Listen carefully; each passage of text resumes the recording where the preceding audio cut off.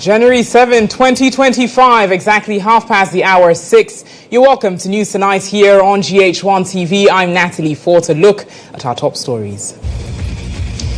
Tonight, history made as John Dramani Mahamas takes oath of office for the third time as President of Ghana at historic swearing-in ceremony.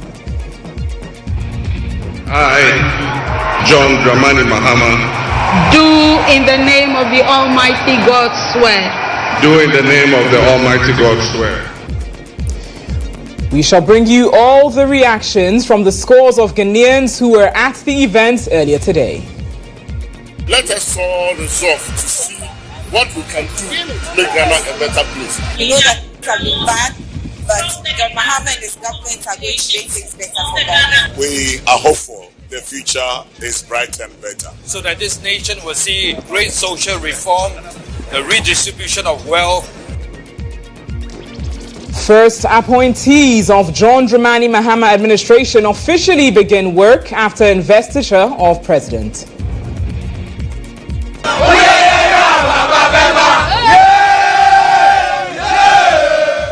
Also ahead tonight, irate NDC youth in Obuasi Central constituency go on rampage as they accuse national leadership of the party of neglect in disputed parliamentary seats controversy.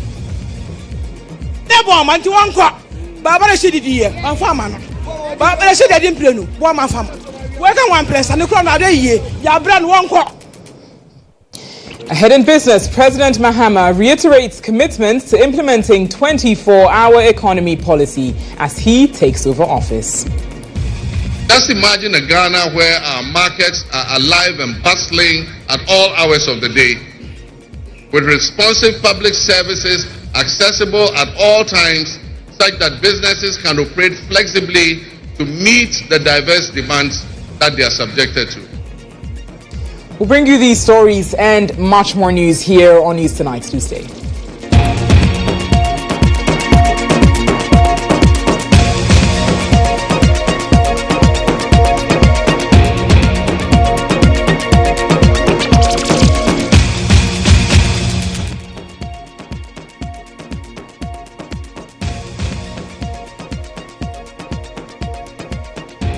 You're watching News Tonight here on GHOne TV. For a global audience on Facebook and X at GHOne TV, we get started with Insight.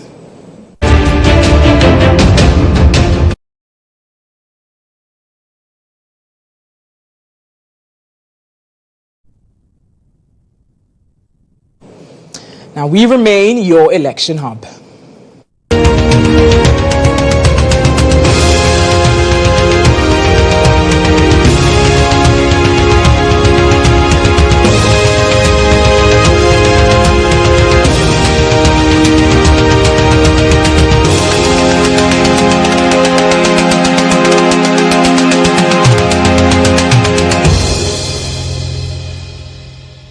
On Insights this evening here on your election hub, call it a mix of history or the cementing of Ghana's place in upholding democratic credentials, and you will not be far from right. The world stood still and watched as the man who handed over power to Nana Addo Dankwa Akufo-Addo 8 years ago returned to take it back to complete his second term. Our team was there to capture every moment of the swearing in of John Dramani Mahamas as the sixth president of the Fourth Republic of Ghana. Your Excellency, you may now proceed to do so.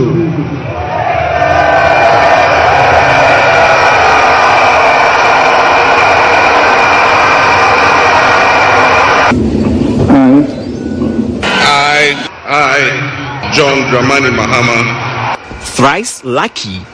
That's the charm President John Dramani Mahamas carries in 2025. After 8 years of trying, he wields the state sword, swearing to uphold the Constitution of the Republic of Ghana. Clad in a white kaftan, embroidered with traditional symbols of Nyamidria, literally God's tree, indicating supremacy of God. Sankofa, which really describes his historic comeback. Most common of them is the Jinyame, except the Lord, signifying Mahama's appreciation for God's role in his story. And finally, Gaini Meng, the ram's horn, a symbol of both strength and humility. This historic day does not end with President Mahama. His vice president, Professor Nana Jane Opoku-Agyeman, shares the stage with him in her own capacity. Alas, the party that gave Ghana the first professor president returns with a first professor vice president. The cherry on the top, a woman. These professors coincidentally are from the central region known as the educational hub of Ghana. But that's not the focus of today. Not even the beautiful moment when one GHE alumna swore in her fellow alumna. So help me God. Congratulations, Madam Vice President. Thank you.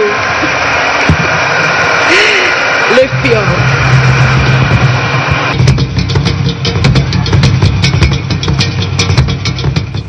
The venue for the inauguration was the Black Star Square. Wait a minute. This is Parliament, and this is the Black Star Square. Future generations won't be blamed should they mistaken the venue of the inauguration. The ground had 3 days. One for the members of Parliament, another for the invited dignitaries, and the central one which housed the leadership of Parliament, Chief Justice, and their excellencies, the President and Vice Presidents. The flanks of the square were filled with scores of Ghanaians, providing the ambience for the electrifying day, barely able to contain their excitement. As dignitaries began to show up, the anticipation and excitement ramped up. Members of Parliament, diplomats, justices of the Supreme Court, heads of security agencies, all in attendance. Ghana having its first female vice president. Now, the long-awaited moment when the cavalry showed up, closely following a convoy of the soon-to-be sworn-in vice president and president. Into the chamber. The beginning of a new era. The vice president showing how high up she is on the educational ladder, not missing a beat on her punctuations. I, Professor Nana Jane Opoku-Agyeman, do in the name of the Almighty God swear. Do in the name of the Almighty God swear. That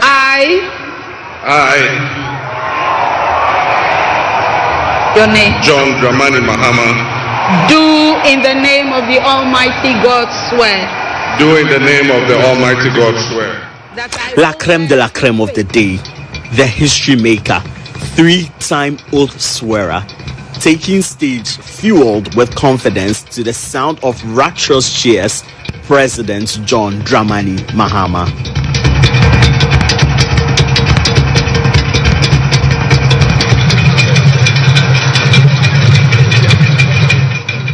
Deal sealed. But among the guests was former Vice President Dr. Mahmoud Bawumia, who stole the show with his bow to Vice President Professor Opoku-Agyeman.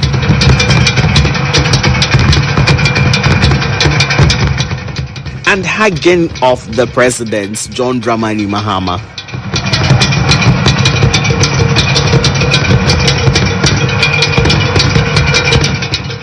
Ghana has seen a number of inauguration ceremonies, but this will forever be etched in the minds of citizens. Congratulations, Professor Vice President, and congratulations, Mr. President.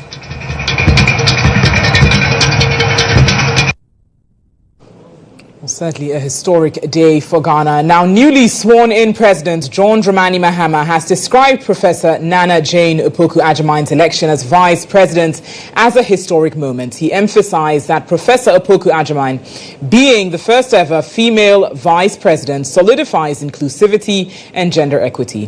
The president underscored that having a female vice president is a testament on all-inclusive government. Today we celebrate a new administration and herald an unprecedented era of opportunity and transformation. With Nana Jane Opoku-Agyemang by my side, we are poised to embark on a journey of progress and inclusivity, united in our vision for a more prosperous Ghana. This day is particularly special for us and for every Ghanaian who dreams of a society where barriers are shattered and ambitions are realized. With the inauguration of Ghana's first female vice president, we have turned a significant page in our history. Nana Jane's ascension to the high office is not merely a personal triumph. It symbolizes our collective commitment to fostering a nation where gender equality and female representation are cherished and amplified. This is a powerful testament to the power of diverse voices to shape the future, voices that have the courage to soar beyond our traditional confines.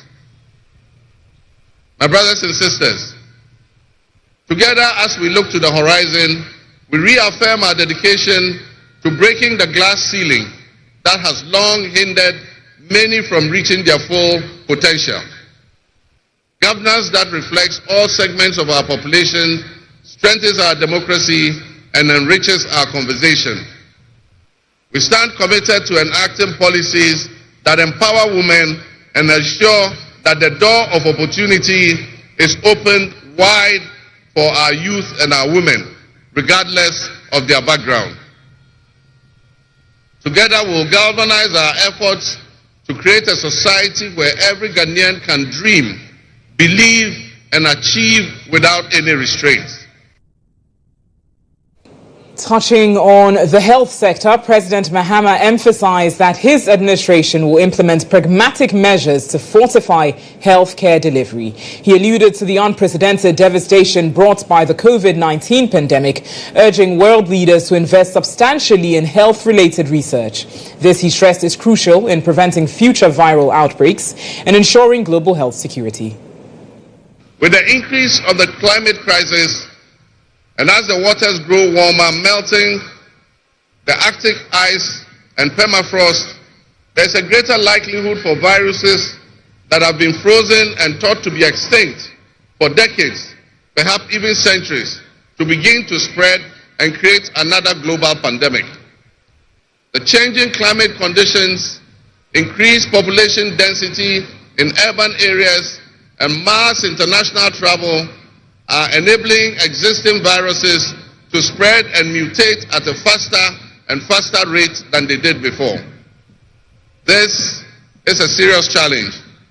Let us not forget the toll that the past epidemics of viruses like Ebola, COVID, and Mpox have taken on the families and communities and medical infrastructure in several of our neighboring countries and in the sub-region. Let us also not forget how swiftly and completely the COVID pandemic brought the entire world to a screeching halt. My government will be working diligently to strengthen our public health systems while monitoring the global health situation so that when, and not if, but when the next pandemic or epidemic occurs, the loss of lives in Ghana will be minimal. President John Mahama has commended his closest contender in the 2024 elections, Dr. Mahamudu Bawumia, for graciously conceding defeat, thereby averting potential post-election tensions. Mahama acknowledged that Bawumia's timely concession, despite the Electoral Commission still collating results, helped prevent the country from descending into chaos. He praised Bawumia's singular act of sportsmanship and statesmanship, describing him as a defender of Ghana's democracy. I extend my warmest wishes to His Excellency, the former Vice President, Dr. Alhaji Mahmoud Bawumia. It was a grueling campaign, and we gave it our all. Your sportsmanship in making an early concession eased tensions and contributed to the early conclusion of the electoral contest. I wish you all the best in your endeavors. But did you know the incoming president had a pet name only his predecessor knew? Well, let's listen to our president's hidden name now. 8 years ago to this day, on January 7th, 2017, we shared this same space and performed this same transitional exercise. At the time, I was the outgoing president, having served one term, and he was the incoming president, having been given a mandate by the people of Ghana to lead this great nation of us. He and I both understood on that day, as I'm sure we are today, that it is the people of Ghana that we are elected to serve. Somehow, it seems fitting that it is with Nana Akufo-Addo that I twice shared this stage and this unique historical distinction. Because Nana Akufo-Addo and I began our national political careers in Parliament in the same year, 1996. He has always greeted me with warmth, a firm handshake and a smile. And he is perhaps the only person in my life who has persistently chosen to call me Johnny. While we belong to opposing political parties, we shared a sense of mutual respect.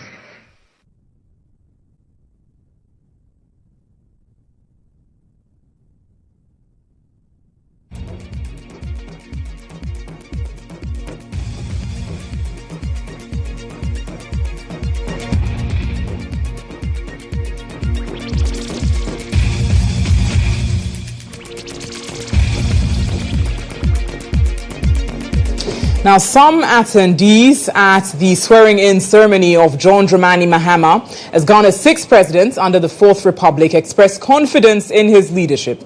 They believe that he has the capability to reset the country on the path to recovery. While acknowledging the magnitude of the challenges ahead, they insisted that the prevailing conditions are favorable for him to succeed. I'm not politically affiliated, but I love personalities. I think that today is a celebration day. It's a memorable day. We are all in jubilation and all of that. But then if the personality involved is not worthy of celebration, I'm not sure Ghanaians would have been out here today. And what I would want to say to Ghanaians is that the celebration doesn't just end today.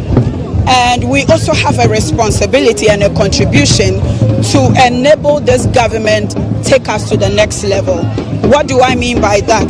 I think leadership and change has to do with a collective and a unison togetherness. It has to do with togetherness. So we are not leaving it to the president, neither are we leaving it to NDC. But let's all arise as Ghanaians and contribute to the development of this nation. Our expectation is the whole nation has come here now to give his support to them. And beyond that, all what we needed is a very good economy. People should have jobs. The 24 hours economy he promised, he should be able to deliver. But he cannot do it alone. He has to do it with the whole entire nation. People who have factories which were collapsed, companies which were corrupt, all of them, there should be a way they can have access to funds, whether through banking or whatever it is. So that at least.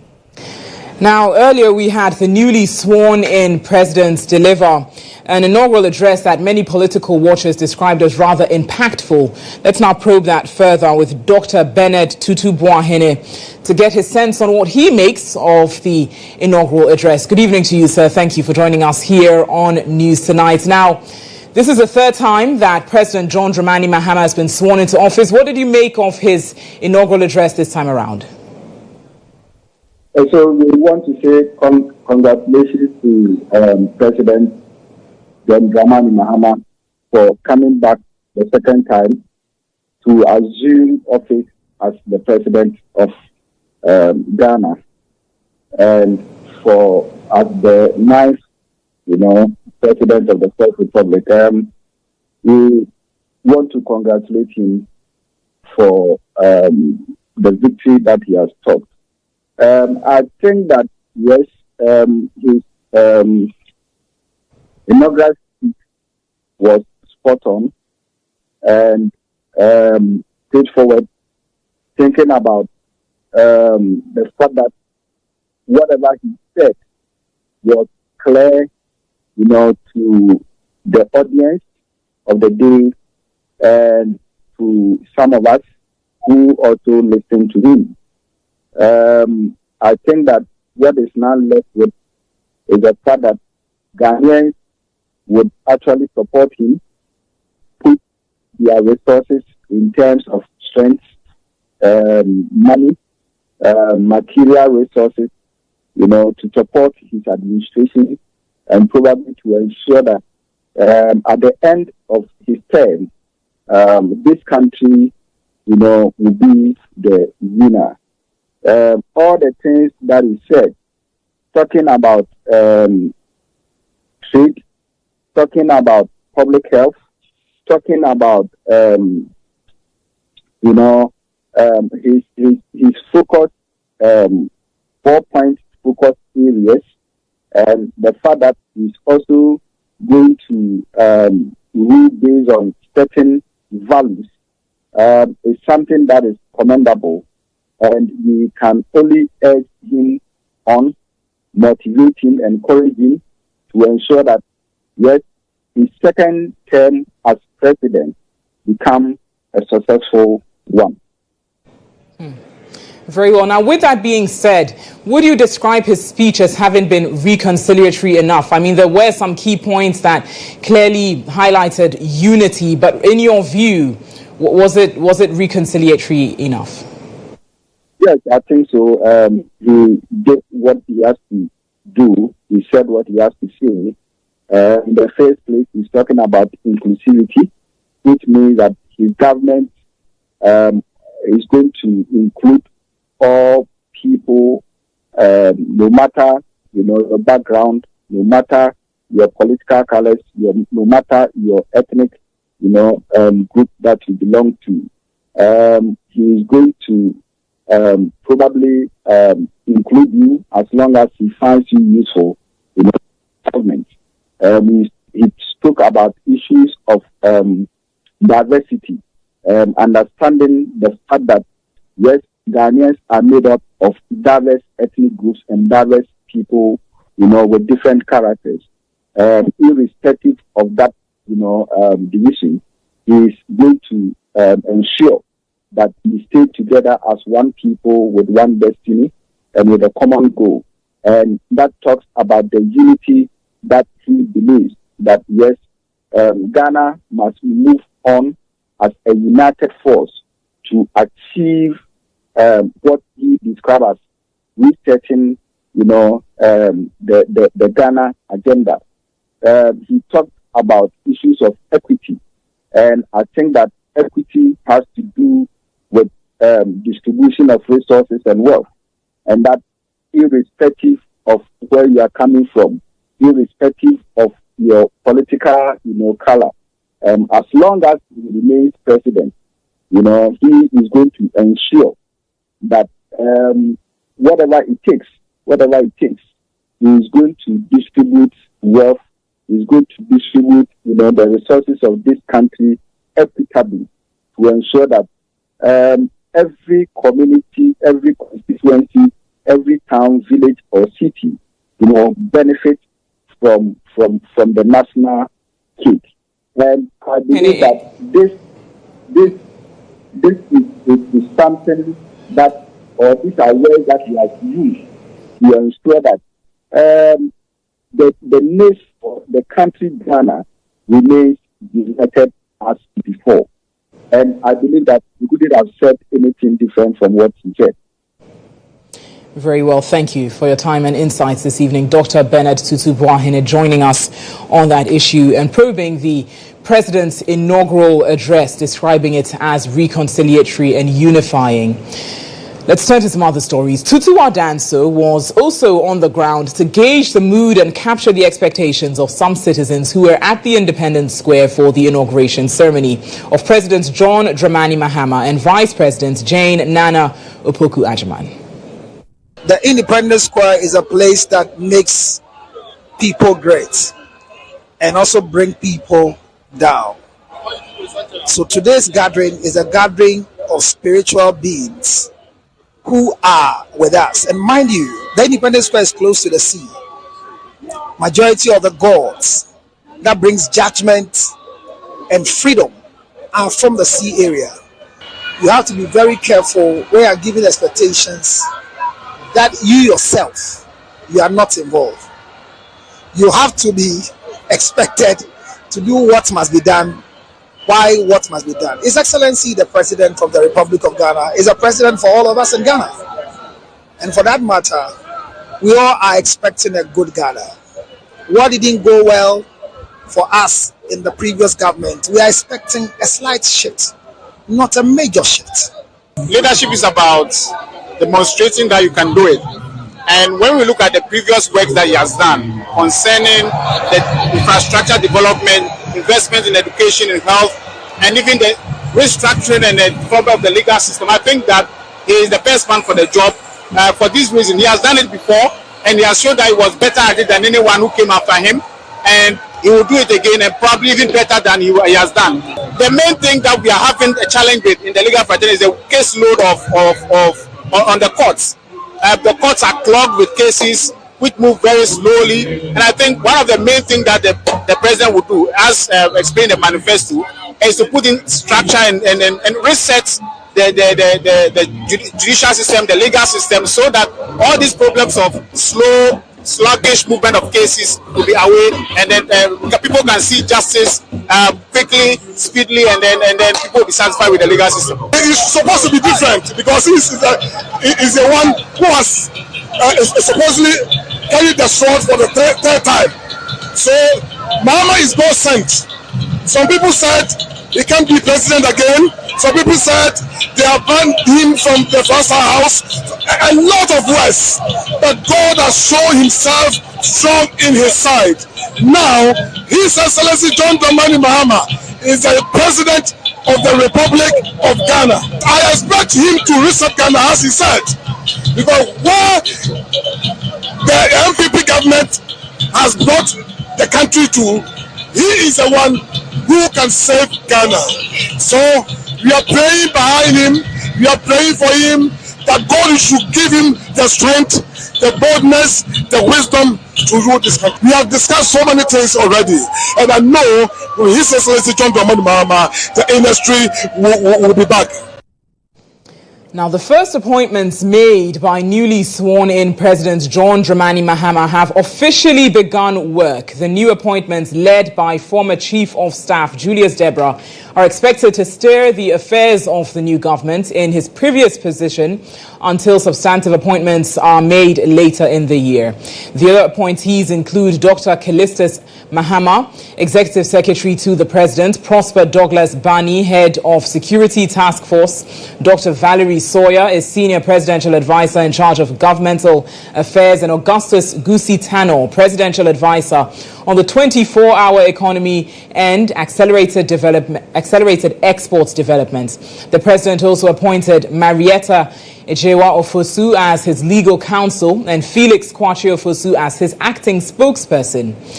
Now let's engage with governance expert Dr. Frederick Oduro on what he makes of these appointments that have been made by the President so far. Good evening to you, Dr. Oduro. Thank you for joining us on News Tonight.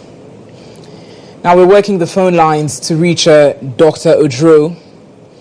Dr. Oduro, good evening to you. It's good to have you. Now, first of all, what do you make of these initial appointments? You've seen the names. We've got people such as Julius Deborah, Prosper Bani, and others listed. Do you see this to be a good takeoff on appointments?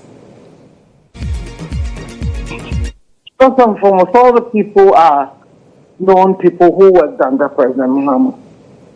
And these are people who have been with him for so many years and he trusts.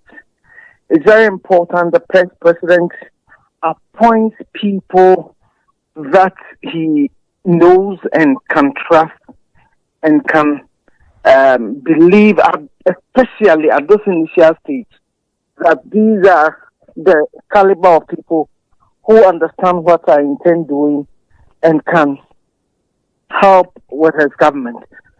So by and large, that for the fact that all of them are known, all of them have been in public service for so many years, and as far as I'm aware, there's none of them that anybody can point a finger and accuse them of having failed while they were in office.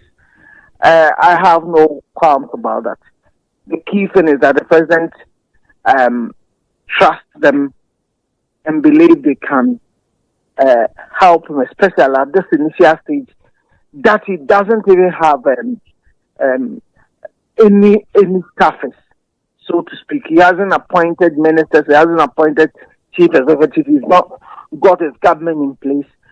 These are the key principal people who are going to assist him to begin the process. So I do not have any challenge with any of them. Right. Now, you say that the president can trust these people. These are names who have served for long, have long public service. Yes, there's the argument of trust, but then there is the other argument that some may raise that these names, as you rightly mentioned, were in his previous government, held varied positions in his previous administration. Some might assess them as not having gotten much from them. What do you have to say to that argument? Well, I would not agree with that view, that he hasn't gotten much from them. I mean, point is that if there was any blame, it should have gone to President Mahama. He's gotten a huge endorsement in the last election. So it presupposes that whatever he did previously and what he said he can do has been well sold to Ghanaians, for which reason Ghanaians have voted for him to come back. So any argument as to the competence of this man, of these individuals, that does not come in at this level. Right. Now, with that being said, he's soon going to be making his appointments, right? And the president has previously said that he's going to have 60 ministers. Do you foresee him keeping to this figure of 60 ministers, or probably having more than the said number? Well, I mean, it's going to be a hard act. It's going to be quite difficult for him, because talking about 60 ministers, remember, we already have 16 established ministers in the regions. There are going to be 16 regional ministers. And then the Constitution requires that cabinet should be made up of the president, the vice president, and then 19 other ministers. So that gives you 16 plus 19, getting you to 35. So you left with 25 ministers, possibly deputy ministers. So it's going to be very difficult thing. But you see, I think this is one clear promise Ghanaians understood. And oftentimes people have made, political promises, they get into power, they fail to abide by it. I think if President Mahama fails to abide by the maximum 60, he's going to lose some of the goodwill he's had to come into government, because it will show that he took the people for granted. So I would hope he will do it. I believe it's going to be difficult, especially with such a huge majority in Parliament. A lot of people are going to jostle for positions. So it is a very difficult thing, but I believe it's a necessary evil the president needs to do by abiding by his campaign promise. And it helps build trust in the political system, because quite a number of people believe that politicians will lie to get into power and do a different thing when they get into power. Dr. Frederick Odro, thank you so much for your time this evening, joining us on that issue. In other stories, former Attorney General and Minister for Justice Marietta Brew Appiah-Oppong affirms the new government's commitment to pursuing justice and recovering state properties, dismissing accusations of witch hunting. Speaking during the inauguration at the Black Star Square, the legal counsel to President John Dramani Mahamas maintained that the fight against corruption should not be misconstrued as witch hunting. The incoming Mahama administration, ahead of assuming office, has established a 5-member committee under the chairmanship of the Member of Parliament for North Tongu, Samuel Okudzeto-Ablakwa. The committee's mandate is to gather evidence to aid in the recovery of funds and properties lost to the state. However, the minority leader, Afenyo Makin, recently vowed in Parliament to fiercely resist any attempts by the incoming government to target members of the outgoing administration. I condemn in no uncertain terms the establishment of a so-called committee called ORA. It is a needless committee, is only in for personal vendetta. If we allow this committee to continue with its so-called wild goose chase, it will disturb the governance of this country.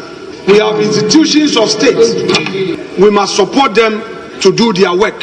We don't want people to be chasing people into people's houses, going into people's bedrooms, and I expect my friends in the NDC to know that it is not a populist agenda that makes a nation strong.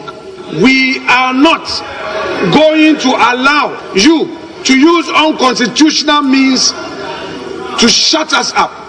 We will stand firm that we stop any injustice and abuse the rights of former appointees of the Akufo-Addo government. His sentiments were echoed by the Deputy Minority Leader, Patricia Epiaje, at the media engagement. We have become aware of multiple instances in which government officials have faced threats to their lives.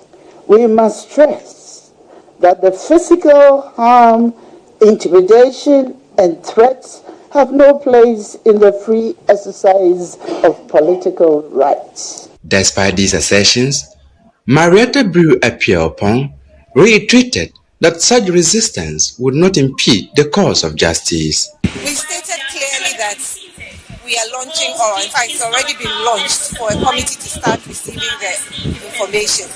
We are not going to be witch hunting, but we will definitely investigate the numerous things that people have had complained. There are various incidents of alleged corruption, of alleged theft. All those things will be investigated.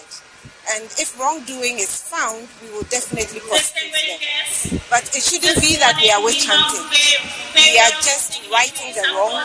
We are making people pay for the consequences of their actions in the past. It's as simple as that. She urged Ghanaians to rally behind the president to help reset and rebuild the country.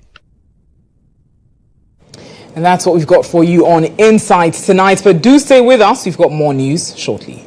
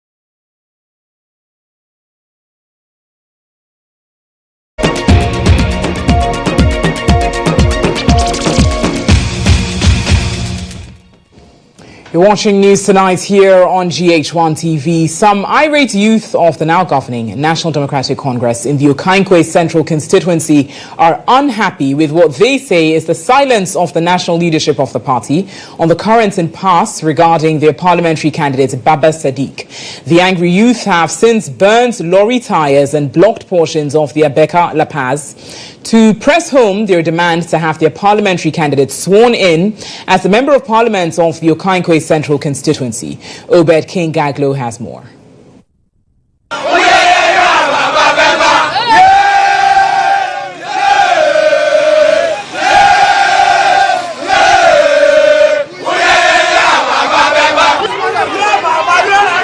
Honorable Farmer, we are telling you, we the youth, we are telling you, if you do anyhow, you see anyhow. If you do anyhow, you see anyhow. The irate youth who bent ties and blocked the roads leading to the Abeka market are demanding leadership of the National Democratic Congress to ensure that Baba Sadiq declared winner of the parliamentary contest.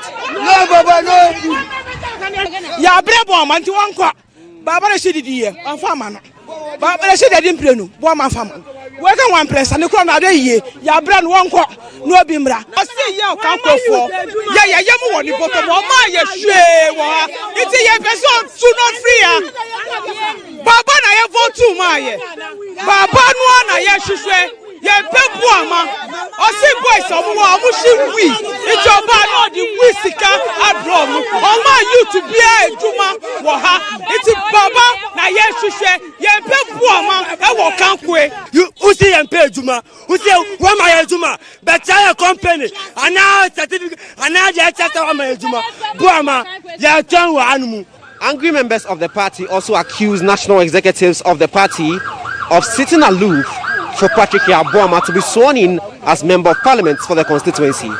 They singled out chairman of the party, Johnson Ketia. We want to send a strong signal to our party hierarchy, especially Johnson Ketia. We want to tell him the conversation he had with Kufuor, we've heard it. We had all the information. If he thinks he has any presidential ambition, he should take it from Obuasi Central. NDC in Obuasi Central have come to an end. Nobody. If they don't re-declare Baba Sadiq, they should cancel it out. The youth insist Baba Sadiq should be declared Member of Parliament for the Obuasi Central constituency.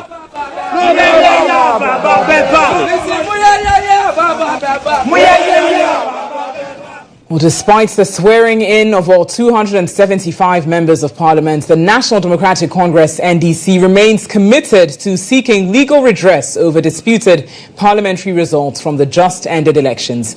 The Electoral Commission has recollated and redeclared results for constituencies like Tema Central, Obuasi Central and Techiman South, with the Blekuma North pending and injunctions placed on Akwetia and Fanteakwa North. NDC's Director of Elections and IT, Edward Omane Boama, expressed confidence in a just outcome if the courts act fairly.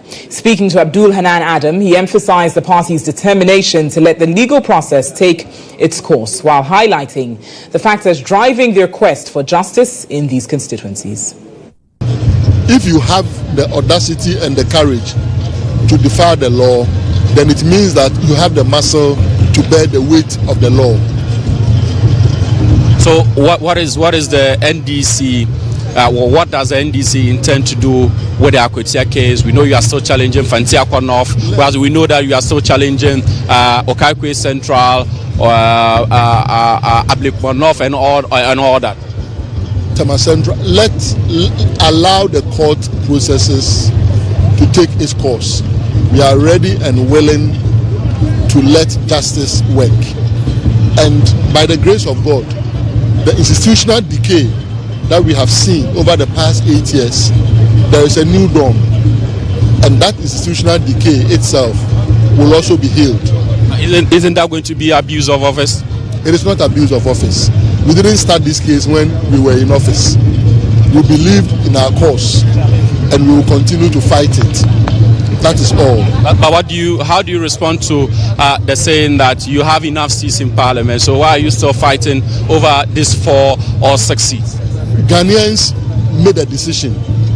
Ghanaians are a sovereign people, and so when a sovereign people make a decision, we must respect that. Otherwise, we will decide. Let's face it, we went into this election, my target was 169 seats. Does that mean that we should shave off up to 169? But you had your target. You had your target. Yes. Does that mean we should shave off the rest? What will Ghanaians think of us? The sovereign people of Ghanaians made a decision to give NDC more than 2/3 majority of parliament. That is what must prevail, and we shall use due process. We shall not be lawless. We shall use due process, and we believe that if the courts will be fair, justice will smile on us. But as Director of Elections and IT for the NDC, I'm sure that you've heard calls for the rerun of these constituencies to bring finality to the issue. Is this something you would opt for? The issues are common but differentiated. You cannot have one size fit all solution, and so each would have to be taken on its own merit, and there will be some cases where it will have to be even certain polling stations and not necessarily entire constituencies. So we will have to take each of them on its own merit. But let's not jump the gun. Let's allow the judiciary to work. You're watching News Tonight here on GHOne TV, streaming on Facebook and X at GHOne TV. We bring you business news next.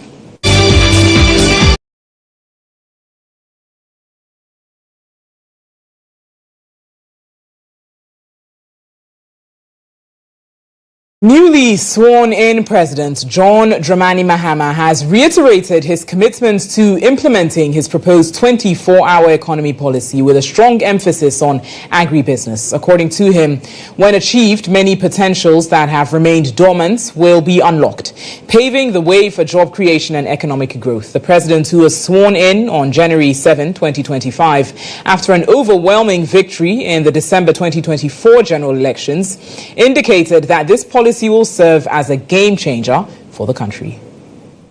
Our vision hinges on the introduction and implementation of a 24-hour economy. We envisage an innovative and vibrant 24-hour Ghanaian economy, which will also be anchored in agriculture and agribusiness. This innovative approach would unlock potentials that have long remained dormant, enabling us to harness the energy and creativity of all our people. Just imagine a Ghana where our markets are alive and bustling at all hours of the day, with responsive public services accessible at all times, such that businesses can operate flexibly to meet the diverse demands that they are subjected to.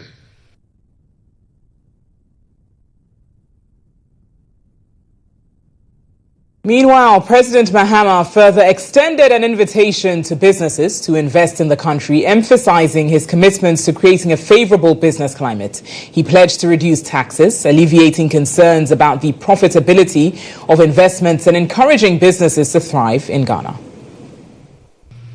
To the business leaders and entrepreneurs, I invite you to support this new model and join me in shaping a business environment where creativity thrives and where the fruits of your investments contribute to the collective welfare of our nation. Your role in driving our economy forward cannot be overstated. Your innovation and dedication will be a backbone of our success story. And I pledge to you that we would look at the tax regime and rationalize them so that they are more transparent and fair. Members of the business community, I assure you, Ghana is open for business again. That's all the business news tonight. Next is eZone.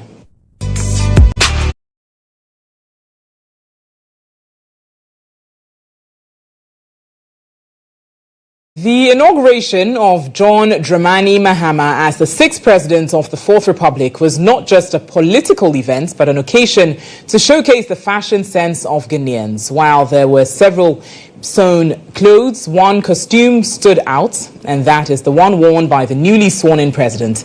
My colleague Awudu Hassan gives us a close look at what the president wore. The city of Accra came to a standstill as scores of local and international dignitaries, as well as supporters of the National Democratic Congress, stormed the area for the historic inauguration of John Dramani Mahamas as President of Ghana. The inauguration was not just a political occasion, but to showcase the rich culture of the country. Attendees used the occasion to display Ghanaian culture through their dress codes.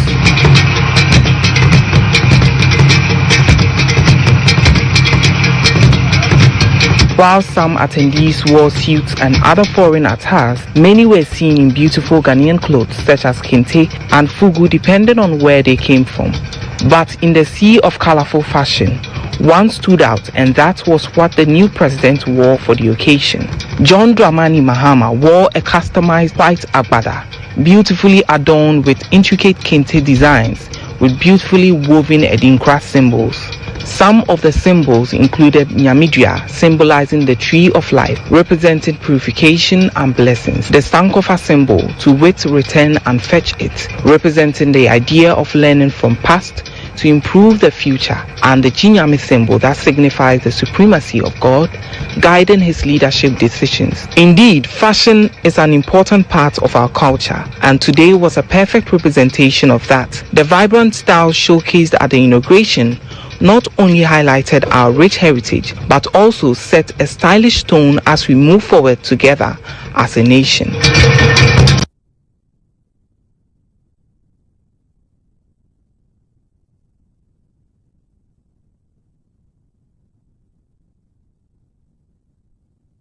Well, certainly a historic day here in Ghana, and lots more news on the newly sworn-in President John Dramani Mahamas and Vice President Nana Jane Opoku-Agyeman on our website, starfm.com.gh. Thank you so much for making the time. It was produced by Musa Lanza. I'm Natalie Fort.